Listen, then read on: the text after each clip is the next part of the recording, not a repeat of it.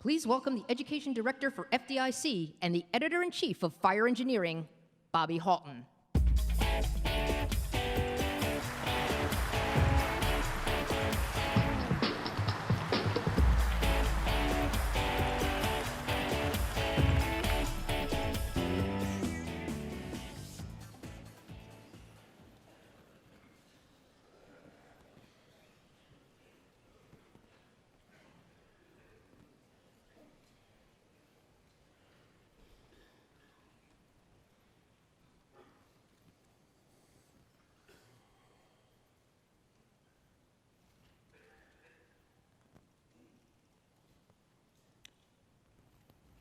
This will be a fight against overwhelming odds, from which survival cannot be expected. We will do what damage we can.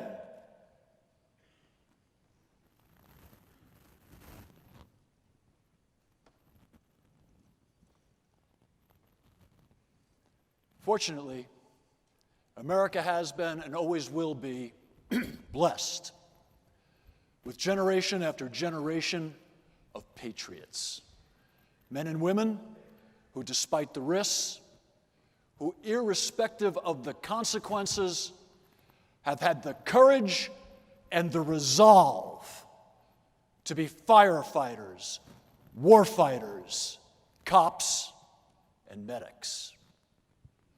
Persons who embody a certain character, who live on the edge solely to keep others from going over it. Persons who willingly put themselves in the gap between chaos and order. America needs these people. America breeds these people. America celebrates, honors, and respects these people. We are these people. Firefighters, warfighters, cops, medics. You're admittedly a complicated lot, and we make no excuses for our oddities. We take it for granted that we all complain endlessly about the bosses, the department, the pay, almost every other aspect of what we call our job. But not surprisingly to any of us, none of the good ones leave. Yeah, we all endlessly gripe about everyone and everything, but we all stay because we belong here. We fit in here. We get one another. That awareness of our commonality is what Dr. Joyner calls our sense of belongingness. Our belongingness is comprised of many things: legend, history, tradition, principles, character, virtue. Things that have inspired firefighters generation after generation to perform at a level far beyond anything that anyone thought was possible. Our belongingness is treasured, protected. Those in command at every level must be made mindful that to be a good officer, you must know what your people are going through and what is expected of them, or you don't know what you're doing. We hold Sextus's mantra as fundamental. Those who talk should do, and only those who do should talk. Currently, there's a lot of talking by a lot of well-intentioned people who really don't know what we're going through or what's expected of us, or maybe more importantly, what we expect of ourselves. We are being continuously presented with new reports and findings from some doctor, researcher, therapist, all experts, all good people, all truly concerned, all predicting the seemingly inevitable fate that every firefighter is destined to befall, as if firefighting must be some kind of Greek or Shakespearean tragedy. We're confronted endlessly about horrible things, terrible fates that are seemingly overwhelming challenges for firefighters: cancers, addictions, emotional issues, physical injuries, autoimmune diseases, mental health disorders, as if we're fated like Hector of Troy, his back against the wall, facing the undefeatable Achilles. He said, "But let me not die without a fight, without true glory, without some deed that men unborn may hear." Hector was no fool. He knew he was in a fight against overwhelming odds, but he was undeterred. He would do what damage he could do and buy time for his family and friends. Or maybe it's our innate, traditional American character, our nationalistic belief in American exceptionalism, e pluribus unum, which is somehow the reason we willingly throw ourselves on this grenade that they call firefighting. That patriotism and its intellectual accomplish virtue, which undergirds our honor, which we hold dearly, that is our ancestral fatal flaw, which means maybe we're more like Hamlet, who, being torn between the choice of living with meaning and honor or enduring some pitiful sham existence, said, "To be or not to be, that is the question. Whether 'tis nobler in the mind to suffer the slings and arrows of outrageous fortune, or take up arms against a sea of troubles, and by opposing, end them." Routinely well-intentioned supporters who have no bloody clue what's expected of us or what we're going through insist that we embrace victimhood. Firefighters have never bought into this fatalistic victimization because we operate forward in the real world, in real time, against real threats involving real people's lives, and very often our own. We deal with real victims. We recognize their suffering and pain. We see real pain and real tragedy. And we would never, ever do anything to belittle or minimize those we care for. We do this all the while staying focused on the mission, our family, our fellow firefighters, our friends, and lastly, ourselves. And every single firefighter in this room knows why, and we say it without hesitation, because firefighting is the best damn job we've ever had. And if you don't understand that, then I can't help you.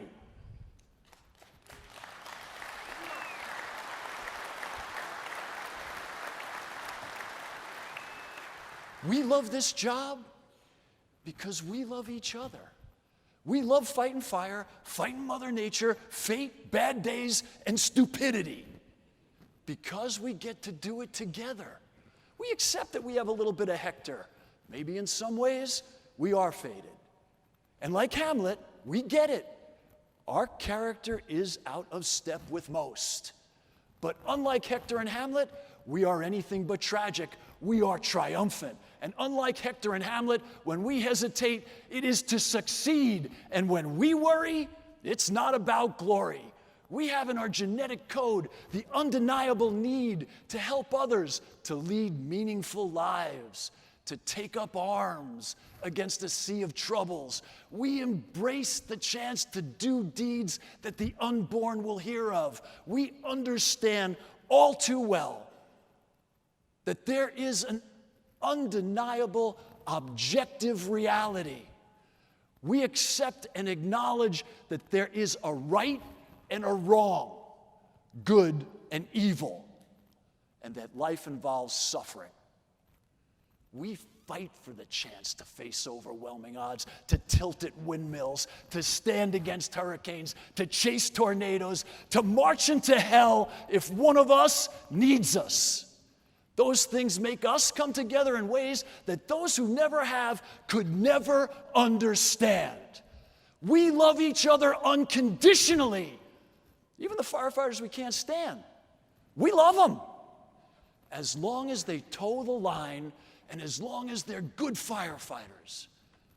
It's important, really important, that those of us who live and work in the real world of victims and suffering, pain and loss, it's important that we come together like this and celebrate our good fortune.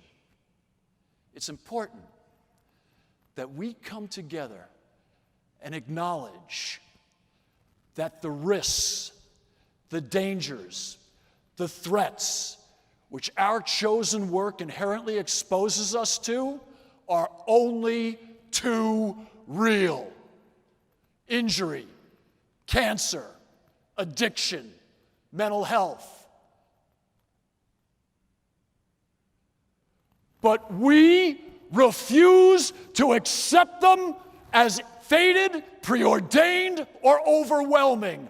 We reject victimhood. We stand tall in that endless line of American patriots who, despite the risks, go out and meet it head on because the rewards of our success are so great.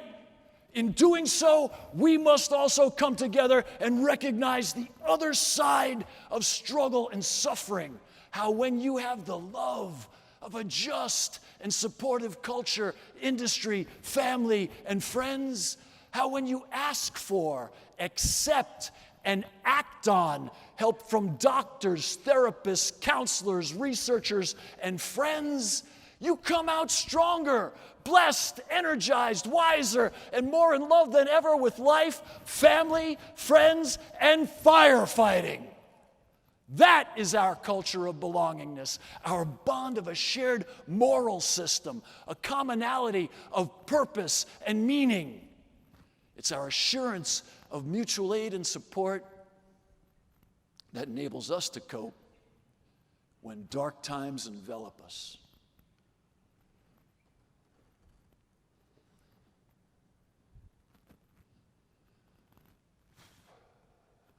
In the middle of World War II, the Japanese and American navies were locked in a final great struggle. Could have gone either way. Japan believed it could force a standoff if it could hold the Philippines. To do so, Japan amassed the largest, most powerful, most advanced, most heavily armed armada in naval history. America had another idea. She put together her own armada. Not quite as impressive, not quite as powerful, but carrying something on it that the world, especially today, should never forget. To quote James Hornfisher, the courage and resolve of America when her back is against the wall. Now, the Japanese plan was clever and well executed. And overanxious Halsey, he took the bait, drew down his forces, leaving behind a small contingent of ships to protect MacArthur's army. Those ships were now directly in the path of the deadliest assembly of ships of the line in history.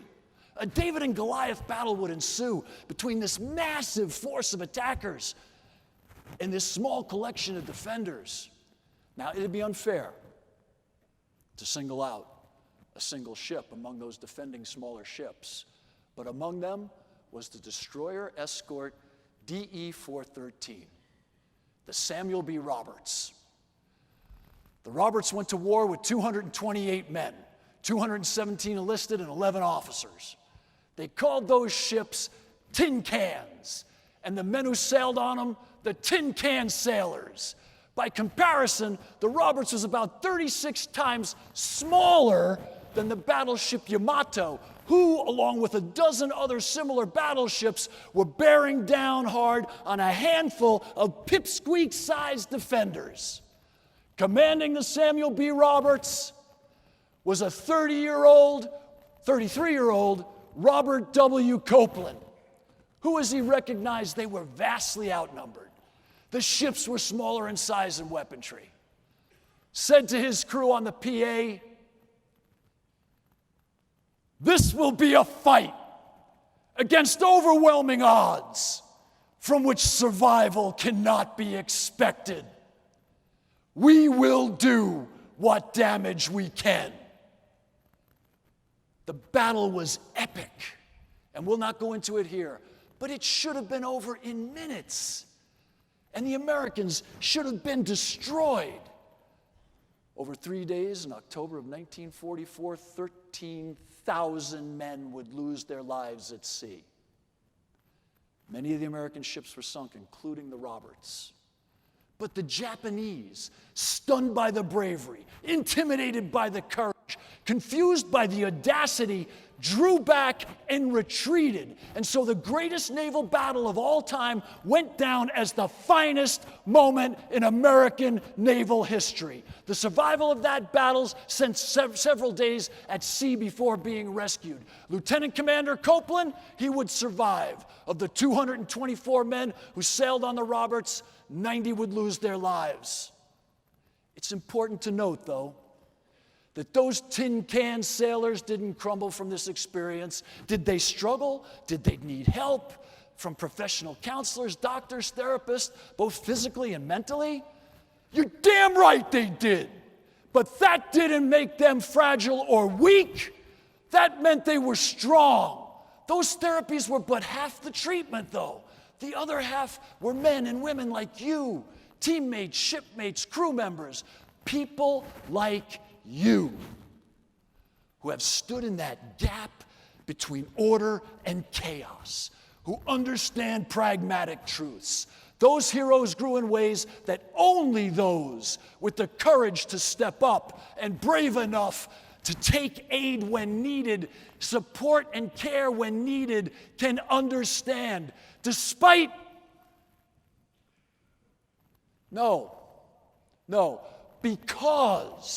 Because of all they went through, they knew themselves better. They understood the world better. They knew how to relate to other people better. They were more in love with their family, their friends, their country, and God. In the 1990s, these two docs, Tedeschi and Calhoun, they put to words what those tin can sailors and firefighters experience. They call it post-traumatic growth. Post-traumatic growth is not resilience. Resilience is the ability to withstand something and survive it. Resilience is for everyday dent and dings. Post-traumatic growth is for when our worldview really gets challenged, when everything we believe gets turned inside out, when it gets really dark, when we find ourselves in chaos, when we face overwhelming odds, when our bonds are just and our culture strong. We can get knocked down, jammed up, crushed, but with the right help, strong teammates, we grow, we thrive, we come back.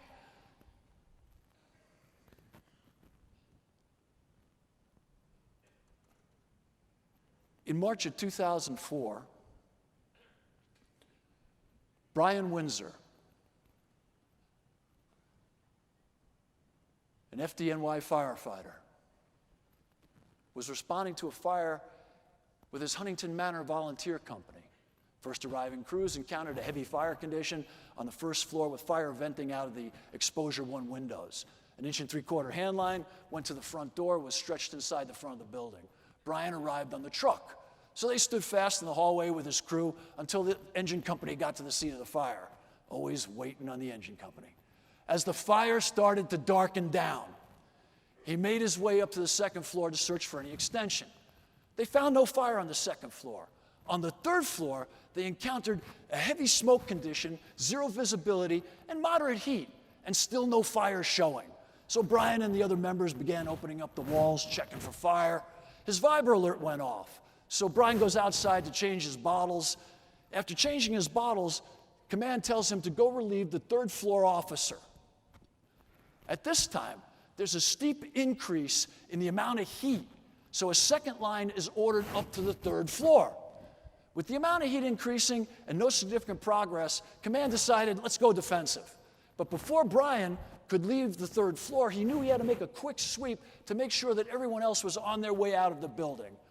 when suddenly and without any warning, the entire area flashed over. He was cut off. Fire completely engulfed him, the hallway, and the interior stairway. He knew he was burning alive. He was facing overwhelming odds. His first instinct to reach for his radio. He never did. The fire's too intense. Every move he makes is excruciating. In a desperate move, he makes for the window, hoping to jump 3 stories to avoid burning to death. As he struggles to the window, the floor below him gives way, dropping him between the beams.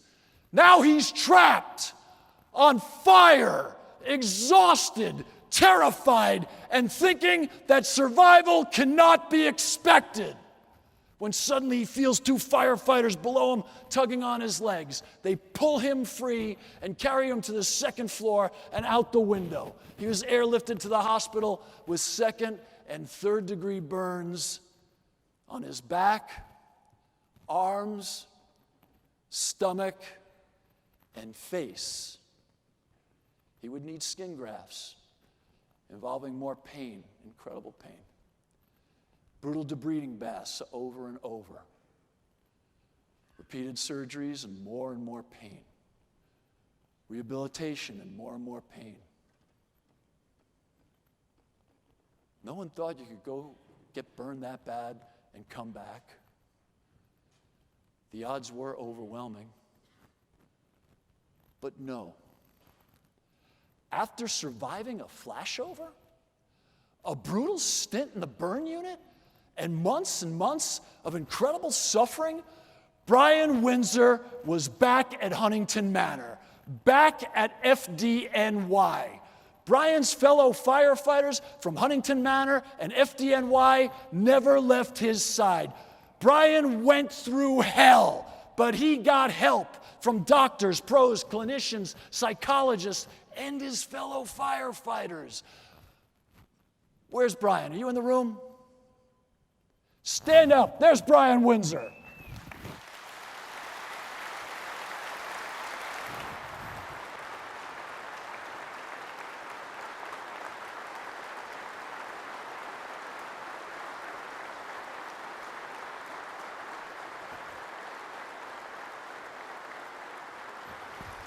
Brian gets it. He knows life's a struggle, but with family, friends, and crews with belongingness, we can survive as Brian survived. We can thrive like Brian thrives. Friedrich Nietzsche once said, "He who has a why to live can bear almost any how." We would add others. Others. Others. Others like Ricky Mantley, Mitch Moran, who on February the 15th, 2013, they responded with the Bryan Fire Department to a fire in a Knights of Columbus Hall. During interior operations, Lieutenant Eric Wallace became separated from his crew. He radioed for help. Lieutenant Gregory Picard, along with firefighter Ricky Mantley and firefighter Mitchell Moran, formed a RIT team and responded. After a difficult search under punishing conditions, they found Wallace, and they began dragging him out when the entire hall flashed over. Witnesses could clearly make out Picard, Mantley, and Moran, the room fully involved in fire, from ceiling to floor, dragging Lieutenant Wallace toward the door, while themselves were engulfed in flames. And although the 3 men dragging Lieutenant Wallace were on fire, their skin literally burning away from their bones, the hot plastic mask dripping onto their faces, their gloves literally incinerated, their ears burning from their faces, they never let go of their fallen brother. They were committed to doing what damage they could do. Their backs against the wall, facing overwhelming odds, they continued that rescue, knowing full well survival cannot be expected. They would all suffer horrific burns. Lieutenant Wallace and Lieutenant Picard would die from their injuries. Mitch and Ricky, would undergo dozens of surgeries, endure endless hours of therapy, suffer unimaginable pain. But they would not allow themselves to become victims. They would continue to do what damage they could do as they accepted their responsibility to rescue their brother, Lieutenant Wallace. Brian, Ricky, Mitch, they all got dragged down as far as one can get emotionally, physically, but they didn't stay there. Partially because of their own personal courage, but the other path, the bravery, they gained from you. Their teammates, their fellow firefighters, their friends who never left their side, who never abandoned them. Brian, Ricky, and Mitch got an insight into how fragile life is, how fast it all can be taken away, that life is not fair, it's very real, and that very bad things can happen. For us, we know we can get beat up, but along with God, family, and country, we have each other. We belong. We grow physically, emotionally, and spiritually because we belong to the best damn people in the world. We believe in each other. We never let go. We love each other. Today, they want us to believe that we are victims, fated, doomed, and tragic. We reject this garbage without hesitation. We know we're facing overwhelming odds. We know we must protect ourselves from acquirable cancer. We must maintain healthy lifestyles, exercise, work out, pray, have strong relationships, and most importantly, you care for each other. We may suffer the slings and arrows of outrageous fortune, and we may not always win, but we will do what damage we can because we get to share in that patriot's glory. We are immortal in stories that the unborn will hear. We get to stand tall and proud with courage and resolve as American patriots. We are facing overwhelming odds from which survival cannot be expected. We will do what damage we can because this is the best damn job we've ever had. God bless you, and God bless the United States.